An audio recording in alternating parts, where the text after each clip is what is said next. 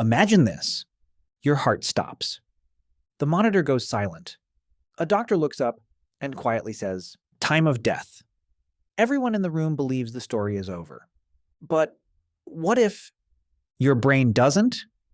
What if, for a few moments, you are the last person to know you've died? It sounds impossible. We've always imagined death as a single instant. One heartbeat, you're alive. The next, everything ends. But that's not what science has discovered. Death isn't a moment. It's a process. And that process is far stranger than most people realize. For thousands of years, humanity has searched for one answer. What happens after we die? Science can't answer that question. But it can answer another one. What happens during the final moments before death? The answer begins with a misconception almost everyone has. Most people think your heart is what keeps you alive. It isn't. Your heart is a pump. Your brain is what makes you, you. Your memories, your personality, your fears, your dreams, your consciousness. When your heart suddenly stops beating, blood no longer carries oxygen through your body. Within seconds, blood pressure collapses. Every organ immediately begins running out of fuel. But your brain doesn't instantly shut off. Instead, it fights. For a brief moment, billions of neurons continue working with the energy they still have left. Imagine a city during a massive blackout. The power station fails. Streetlights begin disappearing. Traffic lights go dark. Buildings lose electricity. But not everything shuts down at once. Some lights stay on. Some computers continue running. Some emergency generators keep working. Until, one by one, everything fades. Your brain behaves in much the same way. Within roughly 10 seconds after blood flow stops, most people lose consciousness. The outside world disappears. But inside your skull, the story may not be over yet. Over the past 2 decades, scientists studying cardiac arrest have observed something they never expected. In both animal research and a small number of human cases, they recorded brief bursts of organized electrical activity after the heart had already stopped. Not random noise, organized patterns. Patterns that sometimes resemble the kinds of brain activity normally associated with attention, memory, or conscious processing. No one knows exactly what those bursts mean. They don't prove people remain conscious after death. They don't prove an afterlife exists. But they reveal something astonishing. The brain doesn't always go quietly. It may produce one final surge before everything falls silent. Think about what that means. Inside your head are roughly 86 billion neurons, each one communicating with thousands of others every second. When oxygen disappears, they don't all die together. Some stop first, others continue for a little longer. It's less like switching off a light and more like watching the lights of an entire city disappear, street by street, until darkness finally wins. Then comes one of medicine's greatest mysteries. People who survive cardiac arrest often describe experiences they insist felt more real than ordinary life. Some describe moving through darkness. Others remember an intense light. Some feel overwhelming peace. Others recall hearing conversations that happened while doctors believed they were completely unconscious. These experiences are called near-death experiences. Scientists have proposed several explanations.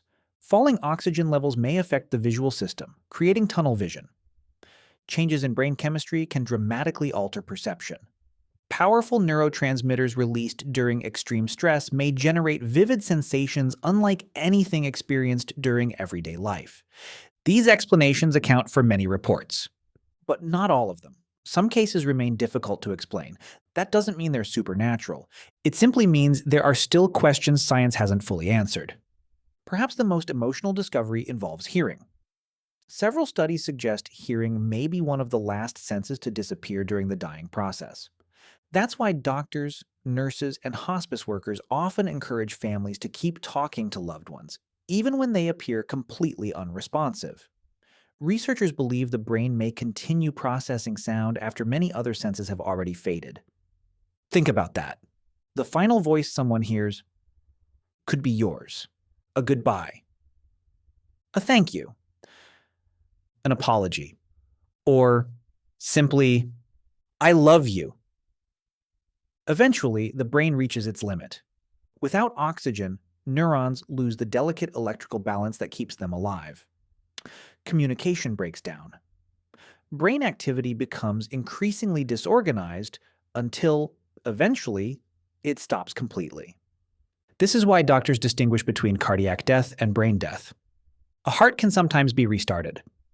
Modern CPR and emergency medicine have brought people back after several minutes without a heartbeat.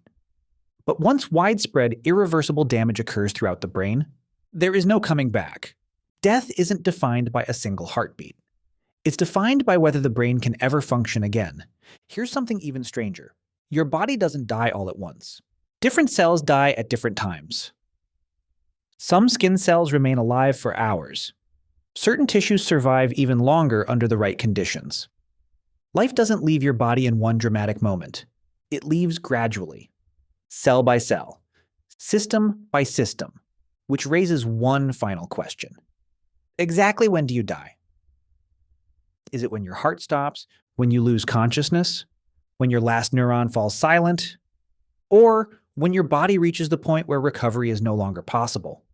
The truth is, there may never be one perfect answer. Death isn't a single event. It's a chain of irreversible events that eventually reaches a point of no return. It's less like blowing out a candle and more like watching the last stars disappear before sunrise. One by one, quietly, until none remain. And despite everything we've learned, the greatest mystery still remains. Science can measure electrical signals. It can monitor oxygen levels. It can explain why consciousness fades. It can describe the biology of dying with incredible precision, but it cannot answer the oldest question humanity has ever asked. What happens after the final neuron goes silent? No microscope has ever seen an afterlife. No brain scan has ever measured a soul. No experiment has ever proved what happens to consciousness once the brain permanently stops functioning. That mystery lies beyond the reach of science. Perhaps one day we'll understand more. Perhaps we never will. But maybe that's not the most remarkable part.